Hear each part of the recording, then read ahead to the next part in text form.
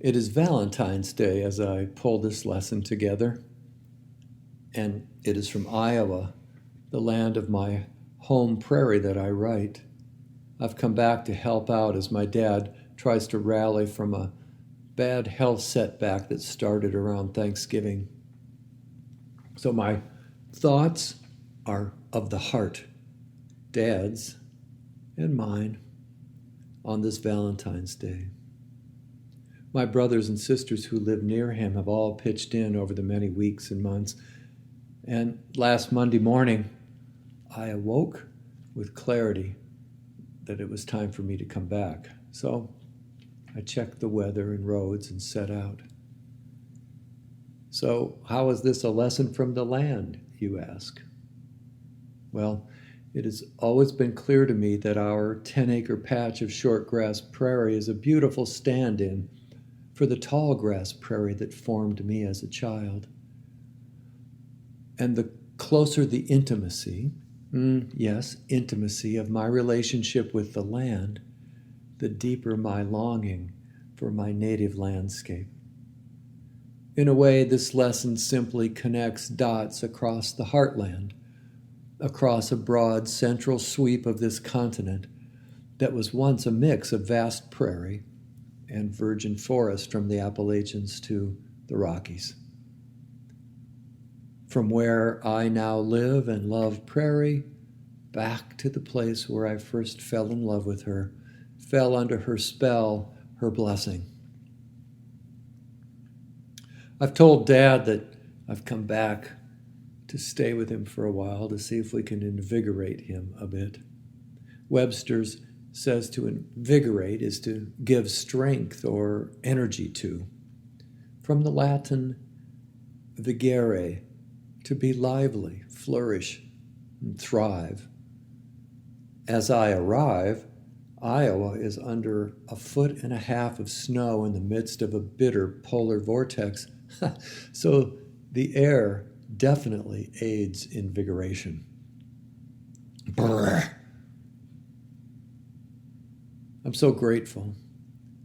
Dad now feels invigorated enough that the past couple of days we've taken short drives to old favorite places.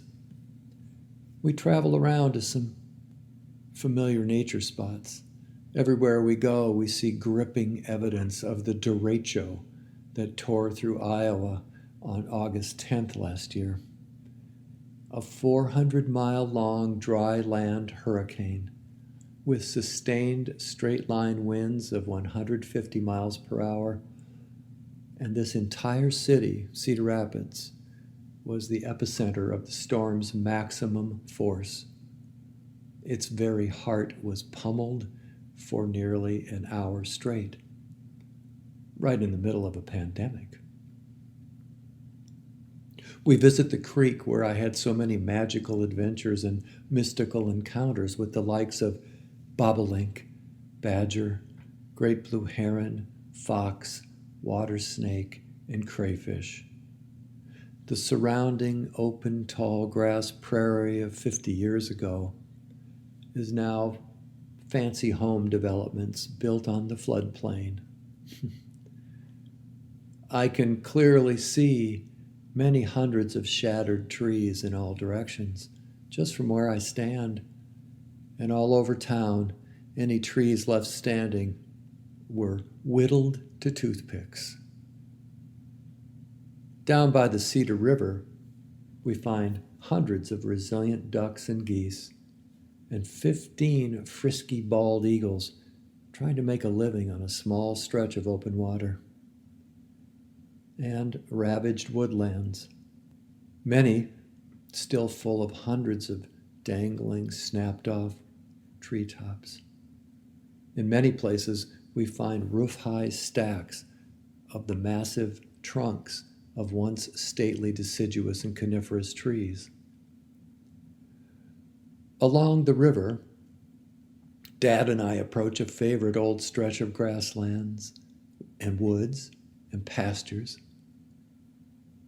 and we begin reminiscing about cold Christmas eagle-watching trips of decades earlier, especially how we would find as many as 100 blazing cardinals swirling about this place, trying to survive on seeds and dried berries. And a small miracle occurs. We look to either side of the road and find that we are surrounded by dazzling cardinals, maybe 24 or more, full of their own vigor, letting the struggling sun set them ablaze. So I think that Dad and I will let these beautiful kindred spirits be the bright bearers of a message from the people of the tall grass to the people of the short grass. Take heart. Share love abundantly. It's the one true and abiding force in this universe. In doing so, be invigorated, and, even in the darkest of times, look forward with hope. Amen.